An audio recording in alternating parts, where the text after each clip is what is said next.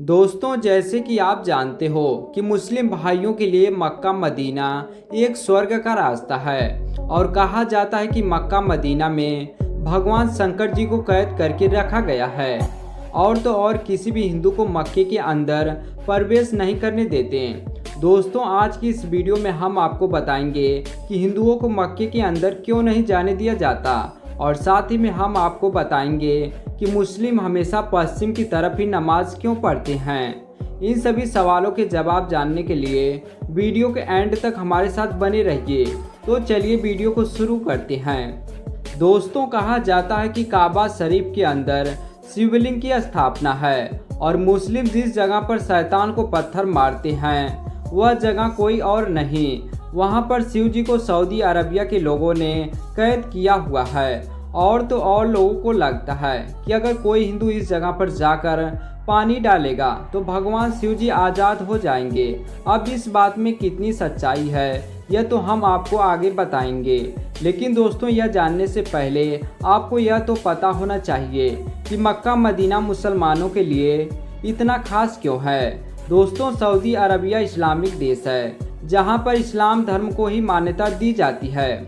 दोस्तों, सऊदी अरब के दो शहर मक्का और मदीना सिर्फ वहां के लोगों के लिए ही नहीं बल्कि पूरी दुनिया के मुसलमानों के लिए सबसे ज़्यादा अहम है। दोस्तों, जैसे हिंदुओं में कहा जाता है कि अगर कोई 4 धामों के दर्शन कर ले तो उसके सभी पाप धुल जाते हैं, और अगर मुस्लिम एक बार मरने से पहले मक्का मदीना जाता है तो वह भी खुदा के नेक बंदों में आ जाता है।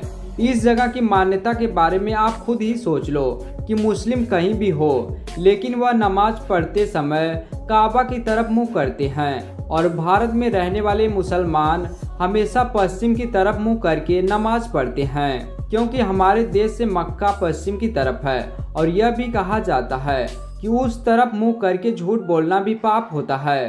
दोस्तों, जो भी आजकल न्यूज़ चल रही हैं वह सभी अफवाहें और अंधविश्वास के अलावा और कुछ भी नहीं है। अगर आप सच्चे हिंदू हो तो आप ये क्यों भूल गए कि भगवान शिव शंकर को कोई कैसे कैद कर सकता है। वो तो इतने बलशाली हैं कि उनकी तीसरी आंख खुलते ही सामने वाला भस्म हो जाता है।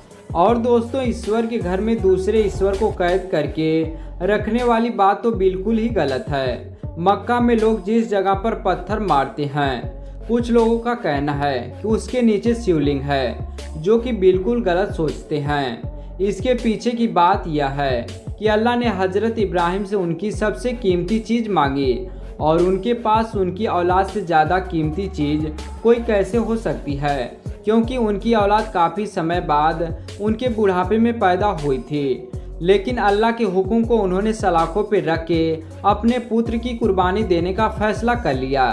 दोस्तों, जब हजरत इब्राहिम अपने बेटे के साथ उसकी कुर्बानी देने जा रहे थे तो रास्ते में उन्हें एक राक्षस मिला, जिसने इब्राहिम से बोला कि इस उम्र में आप उसकी कुर्बानी क्यों दे रहे हो, और अब तो आपको इस उम्र में दोबारा बच्चा भी नहीं होने वाला। यही बच्चा है जो आपके बुढ़ापे का सहारा बनेगा। ये सब बातें सुनकर एक समय के लिए तो हजरत इब्राहिम भी सोच में पड़ गए, और फिर उनका अपने बच्चे की कुर्बानी देने का फैसला भी बदलने लगा। लेकिन फिर हजरत इब्राहिम को एहसास हुआ कि यह गलत है, अल्लाह की फरमाइश सबसे पहले है, और हजरत इब्राहिम कुर्बानी देने के लिए आगे बढ़े। हजरत इब्राहिम को लगा कि कुर्बानी देते समय वह किसी की भावनाओं में न रह जाएं, इसलिए उन्होंने आंखों पर पट्टी बांध ली। लेकिन खुदा कैसे किसी का बुरा कर सकता है, वह तो बस हजरत इब्राहिम की परीक्षा ले रहे थे। इसी तरह अल्लाह ने हजरत इब्राहिम के बेटे की जगह एक बकरे को खड़ा कर दिया, और तभी से बकरा ईद के दिन बकरे की कुर्बानी देने की परंपरा चली आ रही है। यही कारण है जब हज यात्री बकरे की बलि देने के बाद शैतान को पत्थर मारने चले जाते हैं, जिसने हजरत इब्राहिम को भटकाने की कोशिश करी थी। अब ऐसे में यह कोई शिवलिंग नहीं है, वो सिर्फ 3 खंबे हैं, जो कि शैतान का प्रतीक है। और दोस्तों, इसके अंदर केवल हिंदुओं को ही नहीं बल्कि मुस्लिम धर्म के अलावा किसी भी धर्म के लोगों को अंदर नहीं जाने दिया जाता, क्योंकि यह माना जाता है कि अगर कोई मुस्लिम नहीं है तो जाहिर सी बात है कि वह सच्चे दिल से अल्लाह पर विश्वास नहीं करता, और इसी वजह से उसे काबा के अंदर जाने की आज्ञा नहीं दी जाती। दोस्तों आपको यह वीडियो कैसा लगा नीचे कमेंट सेक्शन में ज़रूर बताएं। वीडियो को लाइक करें, चैनल को सब्सक्राइब करें और वीडियो देखने के लिए आप सभी का धन्यवाद।